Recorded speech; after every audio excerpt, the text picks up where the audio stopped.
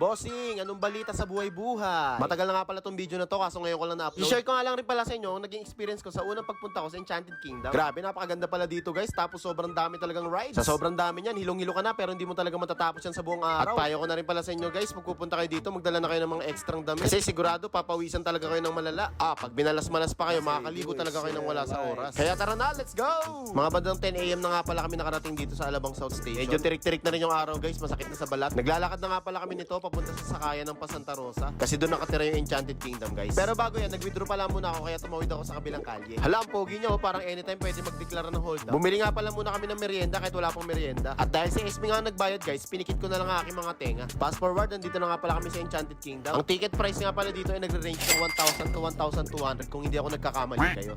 Welcome to Star City!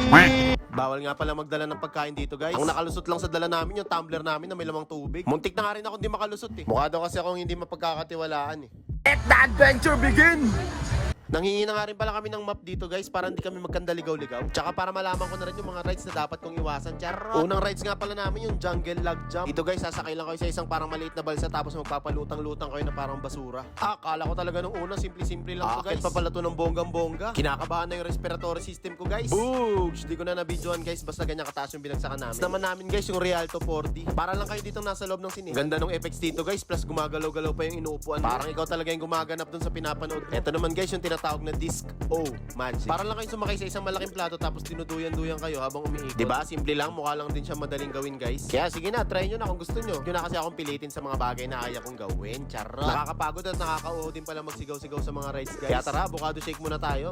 Yummy. Ay sos, kahit anong paganda mo dyan Esme, hindi kita bibigyan. Baby, hindi bra. O tara na guys, kain muna tayo. Hotdog sandwich lang muna kakainin namin. Paano ba naman yung ibang pagkain dito guys? Makati sa bulsa. Ang sweet. Kala mo naman talaga hindi nag-aaway sa tunay na buhay. Charis. Next naman natin na rides guys, yung tinatawag na Rio Grande Rapids. Goods na goods talaga dito guys kasi walang kapila-pila. Kaso it's a prank lang pala, ang haba pala ng pila dito, parang audition sa PBB. Dito pala ako maliligo ngayong araw guys, hindi ako na-inform. Sayang, nakapagdala sana ako ng sabon, shampoo at panghilot. Kapag minamalas nga naman siniswerte. Hey! Tumapat sa akin!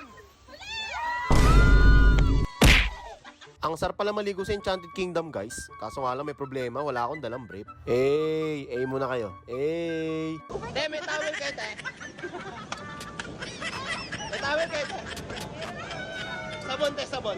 At dahil nabasa nga ako ng bonggang-bongga, maglalakad-lakad muna ako para bigla naman naming nadaanan tong EK Extreme. Kung pangarap yung tumago sa pader at mamaalam na sa mundong ibabaw, sakay lang kayo dito guys. Pag-iwalayin lang naman yung kaluluwa nyo sa katawan nyo guys, madali lang naman yan ibalik. Charot! Ang sunod naman nating sasakyan ay yung tinatawag na Anchors Away. At dahil nga bawal mag-video dito habang nagra-rides kayo, hindi po ako nakapag-video, sorry. Pagkatapos namin yun, muntik na ako masuka. Muntik lang naman guys. At ayun nga, dito ko lang di pala matatagpuan ang nawawala akong kapatid. Hey, what's up tol? Kamusta ka dyan? Medyo nangingiti ka na. At ayun nga, habang naglalakad kami dito, biglang kumislap yung mata ni Esme. Yun pala, nakakita na naman siya ng pagkain. Napabili na kami ng mais kunyelo. Yummy. Mukhang masarap talaga. Kaso nga lang, mukhang ako naman yung hindi mabibigyan ngayon. Ayun, sa wakas, naawa rin si Esme guys. At dahil nga po nagkatamara na kami mag-rides, tamang lakad-lakad na lang po muna kami dito. Baka sakaling makapulot kami na 1,000,000 piso. Charot! Sige na, hanggang dito na lang muna. Punta na rin kayo dito, sama nyo pamilya nyo para mas masaya. Kasi ako, hindi ako masyado nag-enjoy. Nahilo agad ako Charot! Maraming salamat sa panonood. Iingat kayo palagi at bye-bye!